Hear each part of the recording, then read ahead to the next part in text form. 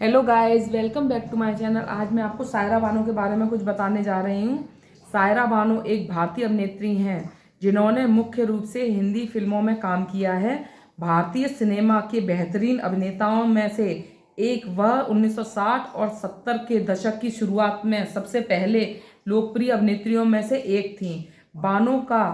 बानो को अपने पूरे करियर में 4 फिल्म फेयर पुरस्कार नामांकन मिले। बानो ने जंगली से अपने अभिनय की शुरुआत की, जिसके लिए उन्हें सर्वश्रेष्ठ अभिनेत्री के लिए फिल्म फेयर पुरस्कार मिला। उन्हें शागिर्द, दीवाना और सगीना के लिए 3 और सर्वश्रेष्ठ अभिनेत्री के लिए नामांकन मिला। बानो कई सफल फिल्मों का हिस्सा बनी, जिनमें शामिल हैं ब्लफ मास्टर, आई मिलन की बेला, झुक गया आसमान, पड़ोसन, विक्टोरिया नंबर 203, हेरा फेरी और बैराग। सेवानिवृत्त से अब पहले उनकी अंतिम फिल्म फैसला थी। बानो ने 1966 में अभिनेता दिलीप कुमार से शादी की। इस जोड़े की कोई संतान नहीं थी। बानो ने भोजपुरी फिल्म अब तो बन जा सजनवा हमार के लिए निर्माता के रूप में भी काम किया। सायरा बानो का जन्म 23 अगस्त 1944 को मसूरी में हुआ था। अभिनेत्री नसीम बानो और निर्माता मियां एहसान उल हक के घर उनका एक बड़ा भाई था, सुल्तान अहमद, जो उनसे 5 साल बड़ा था। बानो की भतीजी शाहीन बानो ने अभिनेता सुमीत सहगल से शादी की। उनकी पोती सायरा भी एक फिल्म अभिनेत्री हैं और उन्होंने फिल्म अभिनेता आर्य से शादी की है। 1960 में जब बानो ने हिंदी फिल्मों में काम करना शुरू किया, तब उनकी उम्र 16 साल की थी। उन्होंने एक कार्यक्रम में कहा कि उनमें बुनियादी प्रतिभा थी और नृत्य का थोड़ा अनुभव था। उनके सभी साथी शास्त्रीय रूप से प्रशिक्षित थे। यही वजह थी कि उन्हें शीर्ष लीग में नहीं रखा गया। बानो ने कथक और भरतनाट्यम सीखना शुरू किया और खुद को पेशेवर रूप से प्रशिक्षित किया। जल्द ही वह एक नर्तकी बन गईं और उनकी फिल्म में उनका नृत्य अधिक दिखाया गया। बानो ने 1961 में फिल्म जंगली शम्मी कपूर के साथ अभिनय की शुरुआत की, जिसके लिए उन्हें सर्वश्रेष्ठ अभिनेत्री के लिए फिल्म फेयर पुरस्कार के लिए अपना पहला नामांकन मिला। जंगली को अघाजानी कश्मीरी ने लिखा था, जिन्होंने लखनऊ से उर्दू साहित्य और कविता में अपनी पृष्ठभूमि के कारण उन्हें उर्दू संवाद अदायगी में भी प्रशिक्षित किया गया था। उनकी छवि एक रोमांटिक नायिका की थी और उन्होंने कई प्रेम कहानियों में अभिनय किया। उन्होंने अपने पहले नायक शम्मी कपूर के साथ एक और फिल्म की, ब्लफ मास्टर, जिसका निर्देशन मनमोहन देसाई ने किया था।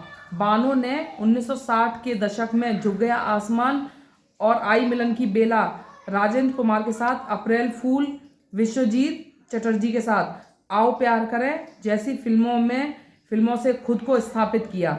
जॉय मुखर्जी के साथ शागिर्द 1967 में बानो देव आनंद के साथ प्यार मोहब्बत में भी दिखाई दी। 1967 में राजेंद्र कुमार के साथ बनी फिल्म अमन उनकी शादी के बाद पहली रिलीज थी। उन्होंने मनोज कुमार के साथ 3 फिल्मों में काम किया, शादी, पूरब और पश्चिम और बलिदान। 1968 में सुनील दत्त के साथ कल्ट फिल्म पड़ोसन में उन्होंने शीर्ष लीग में पहुंचा दिया और उसके बाद वह कई वर्षों तक नायिका की भूमिका निभाती रही। नवीन निश्चल के साथ विक्टोरिया नंबर 203 उनकी सबसे बड़ी हिट है। उन्होंने अपने पति के साथ 3 फिल्मों में काम किया, गोपी, सगीना और बैराग। केवल गोपी बॉक्स ऑफिस पर सफल रही। उन्होंने धर्मेंद्र के साथ 6 फिल्मों में काम किया, ज्वार भाटा, आदमी और इंसान, रेशम की डोरी, पॉकेटमार, इंटरनेशनल क्रुक और 44, जिसमें से 5 सुपरहिट रहीं।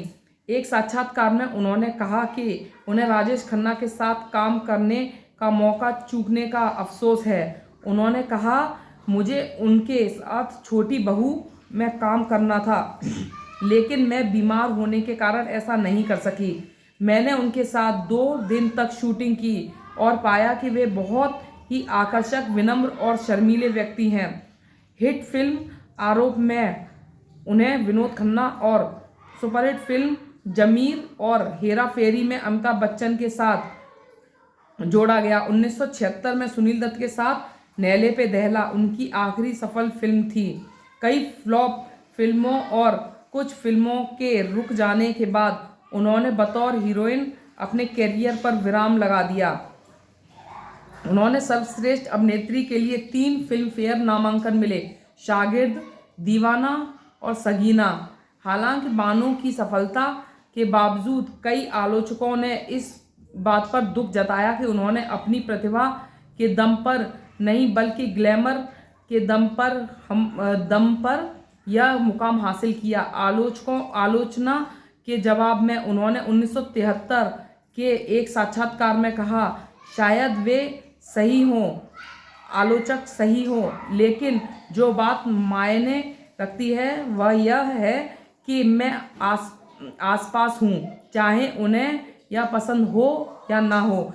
याद कीजिए, महान स्टार मधुबाला के लिए भी यही कहा गया था। उनकी तुलना मर्लिन मुनरो से की गई थी और मैं ऐसी शानदार संगति में होने से खुश हूँ। बानो अपने पति के साथ दुनिया 1984 में कैमियो में नजर आई, जिसमें तेरी मेरी जिंदगी गाना बहुत लोकप्रिय हुआ। उनकी विलंबित फिल्म फैसला अंततः 1988 में रिलीज हुई और आधिकारिक तौर पर उनकी आखिरी फिल्म है। बानो ने 11 अक्टूबर 1966 को अभिनेता दिलीप कुमार से शादी की। शादी के समय बानो 22 साल की और कुमार 44 साल के थे। बानो और कुमार बांद्रा में रहते थे। उनके कोई बच्चे नहीं थे। अपनी आत्मकथा Dilip Kumar the substance and the shadow में उन्होंने खुलासा किया कि बानो ने 1972 में गर्भाधारण किया था, लेकिन गर्भावस्था में जटिलताएं पैदा हुईं, जिससे गर्भपात हो गया। इसके बाद उन्होंने फिर से बच्चे पैदा करने की कोशिश नहीं की, यह मानते हुए कि वह भगवान की इच्छा है। बानो को भारतीय सिनेमा की सबसे महान अभिनेत्रियों में से एक माना जाता है। 2022 में उन्हें आउटलुक इंडिया की 75 सर्वश्रेष्ठ बॉलीवुड अभिनेत्रियों की सूची में रखा गया था। बानो को उनकी फिल्म जंगली के लिए rediff.com की सर्वश्रेष्ठ बॉलीवुड डेब्यू एवर सूची में 9वें स्थान पर रखा गया था।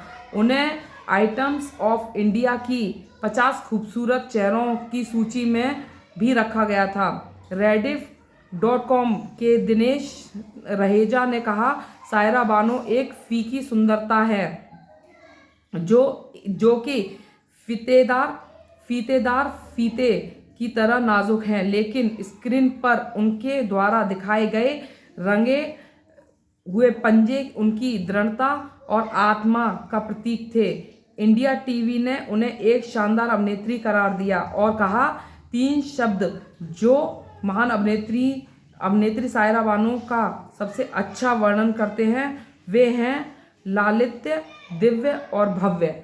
सो गाइस, ऐसी थी सायरा बानो की बायोग्राफी। सो गाइस, जय हिंद, जय भारत।